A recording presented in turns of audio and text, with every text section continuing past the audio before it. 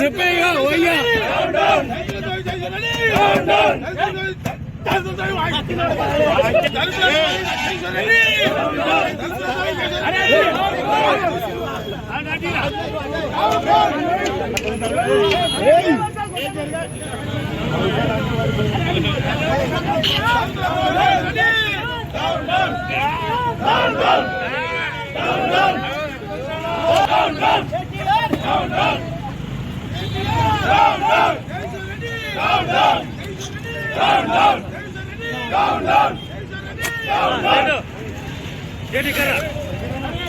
గారి పర్యవేక్షణలో నిన్నగాక మొన్న జరిగిన అసెంబ్లీ సమావేశంలో అసెంబ్లీ స్పీకర్ అయినటువంటి గట్టం ప్రసాద్ గారిని ఒక దళితులని చూడకుండా కూడా అసలు జగదీశ్వర్ రెడ్డి ప్రశ్నోత్తర సమయంలో సభతో మేమందరం కలిస్తే నువ్వు స్పీకర్ అయినవు, సభ నీ సొంతమా, సభ నీదా అని నీ జాగిరా అన్నట్టు మాట్లాడింది కాబట్టి అది పూర్తిగా రాజ్యాంగ విరుద్ధం కాబట్టి దాన్ని పురస్కరించుకొని రాష్ట్ర వ్యాప్తంగా ఈరోజు ధర్నాలు చేపట్టాం.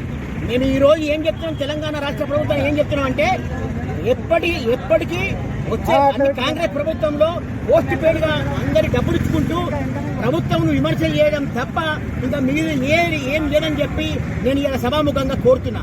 ఇంకో విషయం ఏంటంటే నిన్న మా సీఎం గారు చెప్పారు, అసలు అప్పు చేసింది మీకు వడ్డీలు కట్టలేక ప్రభుత్వాన్ని మీరు బదలాం చేస్తున్నారు. అసలు రుణం తీసుకుందే కాంగ్రెస్ ప్రభుత్వం వచ్చిన తర్వాత 10 నెలల్లో 1,58,00,000 కోట్ల రూపాయల రుణం కాంగ్రెస్ ప్రభుత్వం తీసుకుంటే మీకు వడ్డీ కట్టింది 1,53,00,000 కోట్లు మీకు వడ్డీ కట్టినాం. మరి ప్రభుత్వం దగ్గర ఉన్న ఖజానంతా మీరే తీసుకొని పోతే ఈ రోజు కట్టిన డబ్బులు మొత్తం రుణంకి వెళ్ళిపోతున్నాయి, లోన్ల మీరు తీసుకొచ్చిన అప్పుకి వెళ్ళిపోతున్నాయి. అట్లనే 56,000 ఉద్యోగాలు ఇచ్చి ఈరోజు నిరుద్యోగులందరినీ ఉద్యోగస్తులు చేసిన ప్రభుత్వం ఘనత ఇలా కాంగ్రెస్ ప్రభుత్వం. ఎన్నో మంచి పథకాలు చేసుకుంటూ ఇలా రాష్ట్ర ప్రభుత్వం ముందు తీసుకెళ్తున్న మా ముఖ్యమంత్రి గారిని, మా నాయకులందరూ ఎంతో కార్యక్రమాలు చేస్తుంటే మీరు బదలాం చేసుకుంటూ కాంగ్రెస్ ప్రభుత్వం బదలాం చేసుకుంటూ ఏదో విధంగా ప్రజలను మభ్యపెట్టడానికే ఈరోజు చేసిన దుర్మార్గమైన చర్యగా అభిర్ణవిస్తూ మా నాయకుడు జగ్గారెడ్డి గారి ఆదేశాల మేరకు జిల్లా హెడ్ క్వార్టర్లో జిల్లా పక్షాన ఈరోజు ధర్నా నిర్వహించి కేటీఆర్ జగదీశ్వర్ రెడ్డి దిశబొమ్మ కాల్చడం జరిగింది. సస్పెండ్ అనేది పూర్తిగా రాజ్యాంగ పరంగా అన్ని విధి విధానాలు చేసుకుంటూ సస్పెండ్ చేయడం జరిగింది. ఇది పూర్తిగా ఇది సత్యంగా భావించుకుంటూ ఆ నిజంగానే సస్పెండ్ చేశారు. దళితులను ఒక్క స్పీకర్నే కాదు, యావత్ తెలంగాణలో ఉన్న దళితులందరినీ కూడా కించపరిచినట్టు మాట్లాడింది కాబట్టి ఈరోజు దానికి విరుద్ధంగా ఈరోజు మాట్లాడుతున్నాం. జై సస్పెండ్ చేయడము మాటికి ఆయన సస్పెండ్ చేయవలసిందే. ఎందుకంటే సభాపతి అంటే ఆ అసెంబ్లీకి అందరికంటే పెద్దవాడిని పట్టుకొని నువ్వెంతో నేనెత్తా అనే విధంగా ఏదైతే కులహంకారంతో మాట్లాడిండో జగదీశ్వర్ రెడ్డి తెలంగాణ రాష్ట్ర ప్రజలకు బేషరతుగా క్షమాపణ చెప్పాలి. దళితులను మోసం చేయడం ఇప్పుడు కాదు, ముందు నుంచి వాళ్ళు దళితులకు ముఖ్యమంత్రిని చేస్తా అని మోసం చేసిర్రు, 3 ఎకరాల భూమి ఇస్తా అని మోసం చేసిర్రు.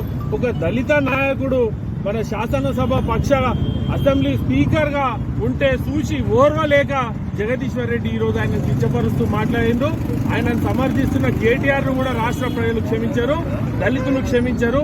మేమందరం కూడా ఒకటే విషయాన్ని చెప్తున్నాము, మీరు ఏదైతే ధోరణి అవలంబిస్తున్నారో రాష్ట్రంలో దళితులందరూ గమనిస్తున్నారు. మీకు బుద్ధి చెప్తారు, ఖబర్దార్. మీరు అనుకుంటున్నారు కానీ ఒక స్పీకర్ ను మీరు అలా మాట్లాడినందుకు మిమ్మల్ని సస్పెండ్ కాదు, అసలు మొత్తం అసెంబ్లీ సభ్యత్వాన్ని రద్దు చేసి బేషరతుగా అసెంబ్లీకి రాకుండా దాన్ని మొత్తం సస్పెండ్ ఎమ్మెల్యే శాశ్వతంగా నిర్మూలించాలని సందర్భంగా మేము డిమాండ్ చేస్తూ ఈరోజు సంగారెడ్డి జిల్లా కాంగ్రెస్ పక్షాన ఈ సంగారెడ్డిలో కేటీఆర్ది మరియు జగదీశ్వర్ రెడ్డిది మా దళిత సంఘాల నాయకులతో కలిసి మేము ఇవాళ దిష్టిబొమ్మ దానం చేయడం జరిగింది.